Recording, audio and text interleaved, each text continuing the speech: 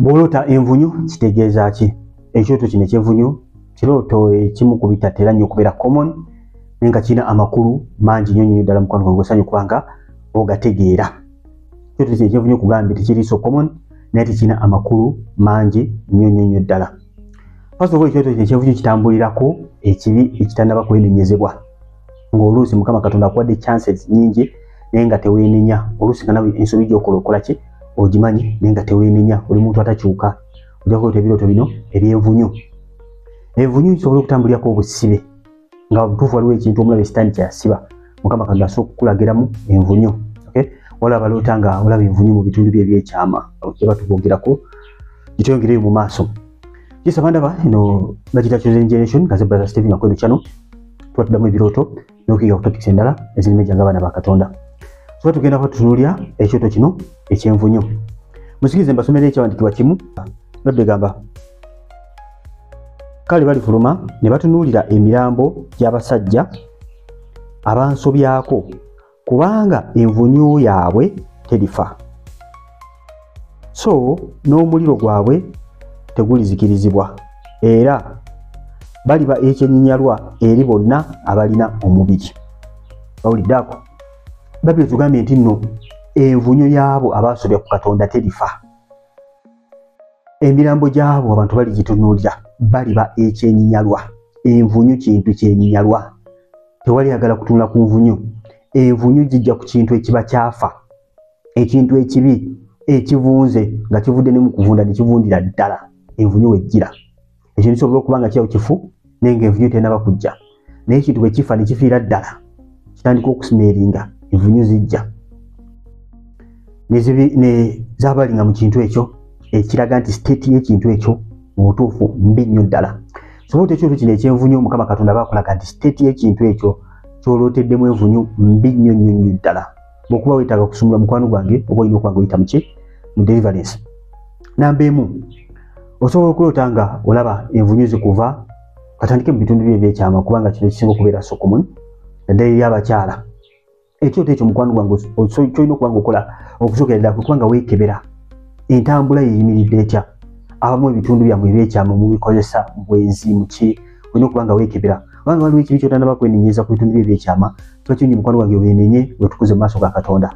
Kubanga ebyo bigenda okuddirira bigenda kuba bibi. Babiri egambye abo abaasobya ku Katonda envunyu yaabwe terifa.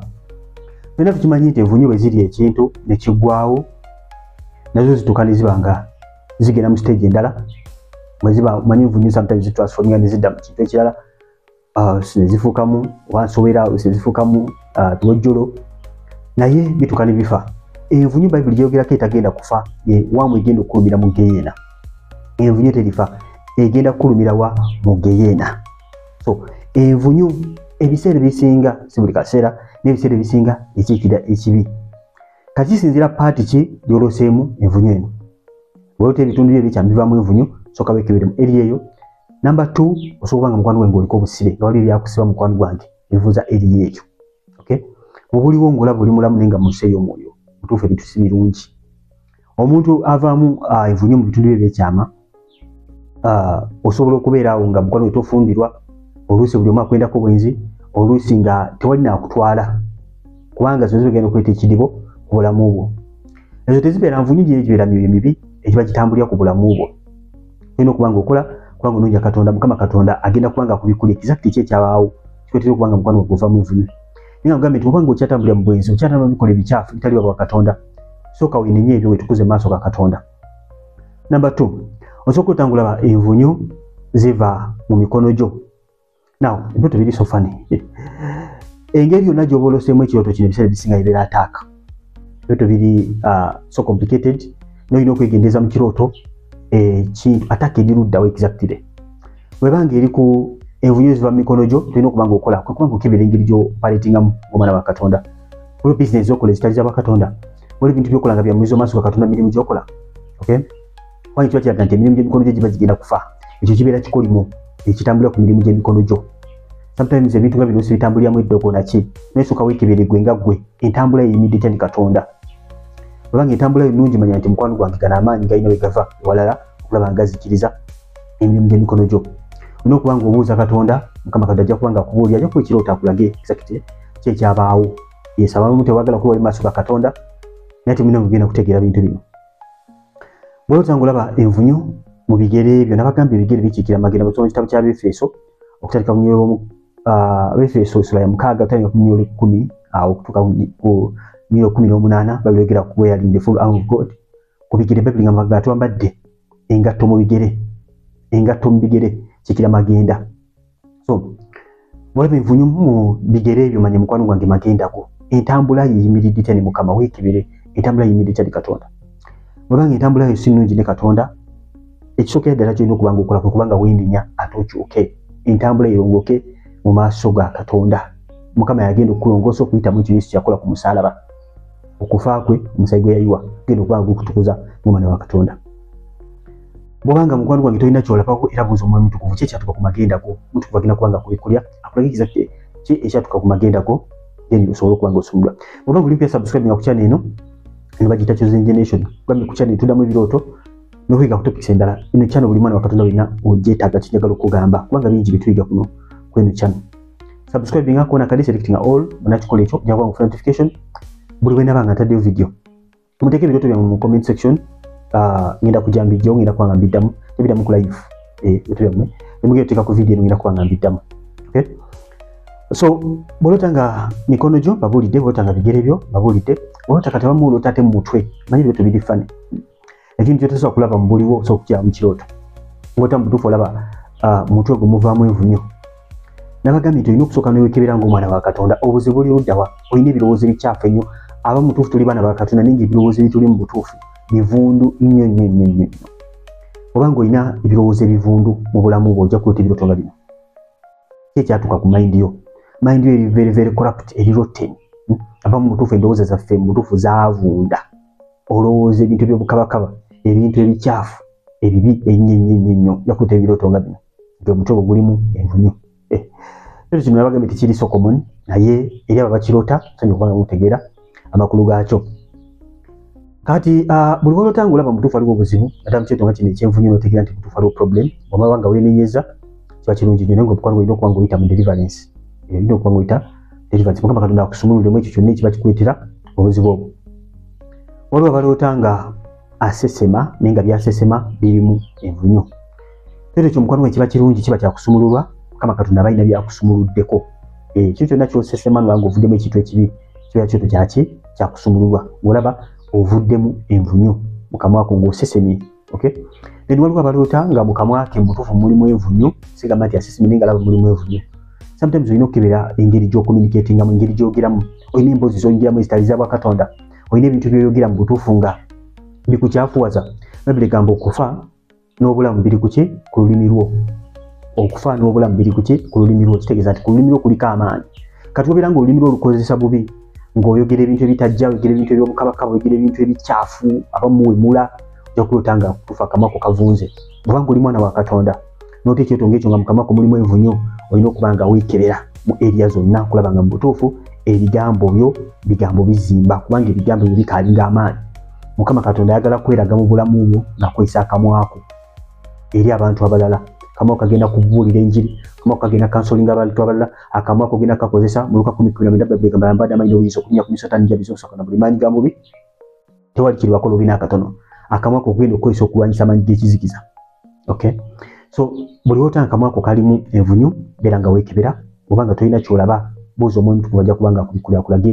ki ekyabaawo okuba nga akamwa ko kalimu envunyu osobola okulota nga olaba omuntu omulala yaliko envunyu oluusi ziri ku mubiri gwe oluusi ziri mu mikono gye n'ababudde buli kimu kyekitegeeza oluusi olaba omuntu omulala yaliko envunyu kati kisinzira ekyoto kino bw'oba okiroose bw'abanga mukwano gwange olina wamu naye ng'olaba akusemberera yaliko envunyu Mukama Katonda sometimes ayinza oba kuwoninga that stay away from that person agenda kubanga akoraptinga obulamu bwo Bayibuli egamba do not be deceived bad company corrupts good morals nti emikwano emibi gitta empisa ennungi waliwo abantu nga bali so rotten nga beetaaga Mukama Katonda kuba delivery nga bayambi abantu bano tusobola bayamba tusobola babulira enjiri naye to handle with those people okubeera nga mutuufu muli wamu nabo 24/7 basobola okuinfluencinga empisa z'ennungi nga bakutwadde bakututte ebikola ebibi nga gwe omwana wa Katonda tokyetaaga ekyo twogedde ku kamwa naye abamu ate baluta ekirooto kino ng'alaba mu maaso ge muvaamu envunyu. Naawe ebintu bino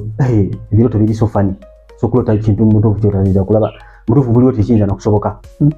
Nengula maaso go kati mu maaso nabagambye nti kikulu nnyo okutegeera ataka eriruddawo exactly. Kati otegeera ataka weeri so otegeera Mukama Katonda exactly ki kyasongako. Ng'oli muntu alaba ebifaananyi bikyafu, ng'oli muntu alaba ebintu ebitali bya Katonda, oyinza okuyita mukwano gwange amaaso go gavunze, gavaamu ebintu nga bino, gavaamu envunyu n'okuba nga weegendereza. Abamu olota amatu go gavaamu envunyu, kati ne weebuuza ddala amatu ge gavaamu gati envunyu ng'ozuukuse ne bikusobera. Beera mwegendereza n'ebintu by'owulira mu mwana wa Katonda, byandibanga mukwano gwange byonoona obulamu bwo, tuyitinga omwoyo gwo. Amatu go geeti emu ku geeti ez'omwoyo, okay? Ng'ompulira ng'okozesa amatu go ate no geeti omuntu kuva bayogera naawe. Amaaso go nga galaba, amaaso go gayingiza bingi, so olina okubeera omwegendereza ennyo. Sinzira exactly wa olotedde ekyoto kino. Ate abamu olota nayogedde ku kyokubanga akamwako kati kyesayogeddeko osooka otanga omuntu akuwa ekyokulya oba kennyini ng'oli ekintu nga ogenda okukiraba oso badulya muyembe, manyi miyembe gye twalyanga emiyembe ogenda okukebera ate tuuse ngenda okulaba aya gubadde muvundu naye ng'owedde walidde dda. Otanga oyita ekintu kyonna ekivundu Mukama Katonda aba akulaga nti waliwo ekintu ky'ofiidingako naye nga kyonoona omwoyo gwo. Ebintu bye tufiidingako, ebintu bye tuwulira, ebintu bye tulowooza, ebintu bye tulaba n'ebintu ebikola ki abantu bayinza okuba nga boogera eri obulamu bwo. So bw'obanga muntu yakuwadde ekintu ekyokulya nga kirimu envunyu, beera mwegendereza. Mukama ayinza okuba nga akulaga nti omuntu oyo si mulungi n'akamu eri obulamu bwo, ebintu byayogera naawe byonoona omwoyo gwo. Sometimes omuntu ayinza n'okubeera nga buweereza, ng'oluusi muweereza yakuwa ekyokulya nga mutuufu ekyokulya kirimu envunyu. Naye Mukama Katonda agamba beera mwegendereza eri omuntu oyo. Sometimes omuntu ayinza okubeera nga nabuweereza Mukama ng'akugamba awantu awo vaawo. Mukama asobola okulaga ekifo ekya alikuwa mulina okutegeera nti ebiro bitulimu biro bizibu nnyo. Ebyo tugamba okukuma bannabbi b'obulimba abambala eddiba ly'endiga naye nga munda biki nga munda misege. Emisege gyo mingi nnyo kambabuulire, mingi nnyo ddala abatalina ku Yesu. Weegendereza nnyo ddala bakusuubiza nti jangu Mukama agenda kukuwa kino, agenda kukuwa kino, agenda kukuwa kiri, naye nga bw'otuukayo tebasomesa na ku kigambo kya Katonda, tebakuyigiriza kutambula mu butuukirivu na butukuvu. Fokasi yaabwe buli lunaku buli lw'ogendayo ebeera ku bintu bya nsi. Bayibuli egamba musooke munoonye obutuukirivu n'obwakabaka bwa Katonda n'ebirala binaabongerwako. Kati bo nga bafokasinze ku nnyongeza balekedde ekigambo kya Katonda ekigenda okuyamba mukwano okubanga ofuna obulamu obutagwa of course ekisingira ddala okuba eky'omuwendo. Beera mwegendereza eri enjigiriza ezifaananako bwetyo. Kitugamba nti nno okuwa ebintu kibi, Mukama Katonda byonna agenda kubikuwa naye si ye golo ya Katonda. Mukama alina kyakwagaza wadde nga nawe olina kyokola ki kyomwagaza. Kigwanidde okuba ng'oyiga ekigambo kya Katonda. Ekituufu eno tuddire buyitise. Osobola okulota nga waliwo omukyala yali lubuto n'alota nga avaamu envunyu mu bitundu bye by'ekyama. Nabyogeddeko nga ntandika ng'avaamu envunyu mu bitundu bye by'ekyama. Omwana yamala n'afa ali mu lubuto. Okay? Mukama Katonda yali amulaga nti awo mukwano gwange waliwo obusibe obw'amaanyi nnyo. N'agambye nti ekintu kyonna ekituuka okutaaninga okudda mu muvunyu, has gone beyond, kisusse. Kyandikwa kye mbasomedde mu Isaaya bagamba nti nno abo n'envunyu yaabwe terifa. Olowooza olaba nti kiba kigenze beyond. Okay? So ng'abaana ba Katonda tulina okwegendereza ennyo bw'oti ekyoto kino n'okubanga mukwano gwange osaba Katonda mukwano gwange akuyambe kubanga ekintu kyonna ky'olaba ekitali kya Bakatonda kirina okwenenya kikole ki kyenenya. Waliwo abaloota ng'ageze mu toilet. Okay? Toilet naye nga nkyafu yonna erimu n'envunyu ziri kuli zitambula ziti. Mukwano gwange Mukama Katonda aba akulaga nti waliwo ebifo by'ogendamu ebituufu nga si bya Bakatonda. Sometimes si bifo nti otambula n'ogenda physically naye nga waliwo ebintu by'ogendamu nga n'ebituufu si bya Bakatonda, oba pages ovisitinga oluusi ebintu by'olaba ku simu yo oba ku TV yo nga si bya Katonda, ebintu nga bikyafu nga bigenda okuba nga biproducinga omwoyo gwo. Okay? Olaba toilet nkyafu kuliko envunyu. Beera mwegendereza nnyo. Naye ekyoto kino eky'envunyu osooka kwekebera ggwe nga ggwe standard ya Katonda mugimanyi bulungi nnyo. Buli ky'olina okukola okimanyi, nekyo talina okukola okola ki okimanyi. Kakati bw'olaba nga waliwo envunyu weekebere mukwano gwange olabe mu bulamu bwo ng'ebintu ng'ebyo tebiriiwo kubanga bigenda kuba nga biziyiza omukono gwa Katonda ku bulamu bwo n'ekisa kye. Naye nga Mukama wali okuba nga asonyiwa n'okuba nga atusaasira kubanga ebiro bitulimu bya kisa kya Katonda. Bayibuli egamba leero kisa enkya musango. Nawe osooka olota olaba envunyu zifudde, envunyu nga zifudde. Ekyo kibeera kyoto kirungi. Mukama Katonda bakulaga waliwo ebizikiriziddwa sometimes waliwo ekibi ekibadde kikulemeddeko nga mutuufu kiba kikulemeddeko olabita ng'envunyu zifudde mukwano gwange bwaba Katonda bakulaga nti ebyo bikoze ki bizikiridde envunyu ezo ziba zifudde abamu ojjo kale ojjo kirooto kyolaba kati fayini noloota nga zifudde oba osumuluddwa Mukama Katonda bakusumulaga tino osumuluddwa fule okuva eri obusibe obwo bw'obaddemu abamu oloota ng'olaba like envunyu along the way otambula nosanga envunyu along the way Mukama Katonda bakulaga nti entambula yo wegendeeze n'entambula yo olimu osaikira okuva mu nsobi olimu osaikira okuva mu kibi ate weekebere nga gwe omwana wa Katonda aga bino biddayo nakukwekebera niweekebera n'olaba entambula yo ebadde etya ndi Katonda mikwano ki gy'olina egipolutinga obulamu bwo but kyobalina mu bulamu bwo butuufu nga buli woyogera naye olina kuma bukomikwere egy'amaaso ga Katonda olw'ebintu ebabiyingidde munda mu ggwe olwo yalootanga alaba sewage ng'alimu envunyu ng'ayita atambula akola ki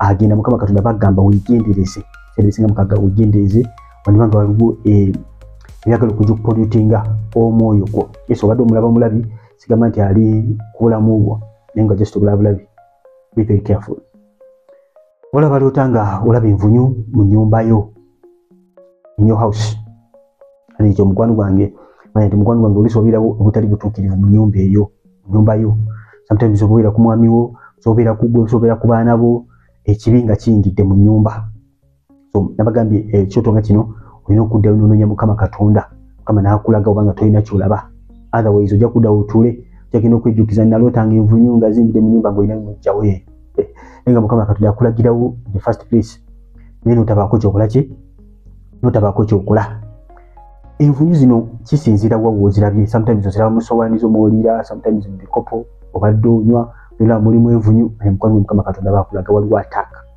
mu bulamu bwo kikopo okwongera mulimu envunyu wandibanga waliwo agali ayingidde mu bulamu bwo okay n'okubeera mugenza kumwana wa Katonda n'okubuuza Mukama kintu kikulu nnyo osobola kiroota nga agali ayingidde olina kiroota nga waliwo emirimu gy'emikono gye girumbiddwa kati kyakyo nnyo n'obuuza Mukama Katonda n'akubikola exactly obuzibu oli luddawa kikulu nnyo mukwano gwange okola ki okuba nga okitegeera waliwo ate abaloota nga olina envunyu naye nga ziri mu mubiri muno ogezako ng'ozisqueezinga ng'olaba zivaamu yes mukwano gwe manya nti weetaaga deliverance naye ng'olina okwekebera n'omanya kiki these are unclean spirits okay olina okuba nga weekebera n'omanya kiki buzibu buvukoze ki buvuddewa olwo abaloota ate ng'olaba envunyu agambe ziri mu maka go wakyogeddeko ate waliwo okuloota nga ziri ku mirimu gyo mu ofiisi mwokolera mulimu envunyu oluusi olina edduuka oluusi ku mulimu gwokale buli feera gyokolera labanga mukwano gwange mu mirimu gyo gyokolera olina okuba nga weegendeeza niweekebera n'olaba